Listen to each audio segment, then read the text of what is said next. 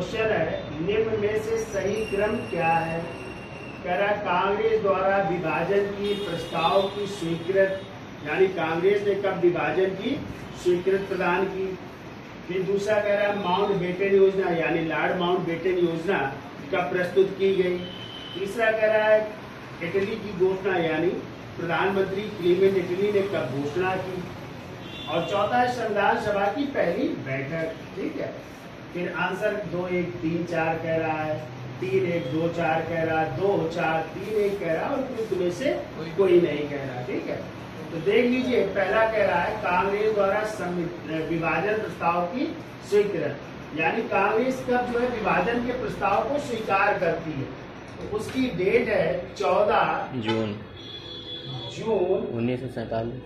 1947 को। ठीक है, कांग्रेस ने विभाजन की योजना को क्या किया, स्वीकार किया। ठीक है, फिर दूसरा कह रहा है माउंट बेटन योजना, तो लॉर्ड माउंट बेटन योजना ने अपनी योजना प्रस्तुत की 3 जून 1947 को।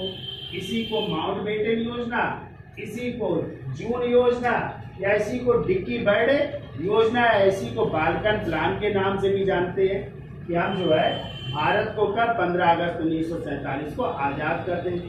ये घोषणा कब कर रहा है, 3 जून 1947। ठीक है, क्लीमेंट इटली की घोषणा, यानी उस समय ब्रिटेन के प्रधानमंत्री कौन है, क्लीमेंट इटली, जो लेबर पार्टी के हैं प्रधानमंत्री। तो वो कब घोषणा कर रहे हैं, तो 9 जून घोषणा कर रहे हैं कब, 20 फरवरी 1947 को। तो 20 फरवरी 1947 को घोषणा कर रहे हैं ब्रिटिश संसद से कि हम भारत को 1948 तक क्या कर देंगे, आजाद कर देंगे। ठीक है, और फिर कह रहा है संविधान सभा की पहली बैठक 9 दिसंबर संविधान सभा की पहली बैठक आपको पता ही है 9 दिसंबर 1946 को, जिसके अस्थायी अध्यक्ष बने थे डॉक्टर सचिदानंद सिन्हा।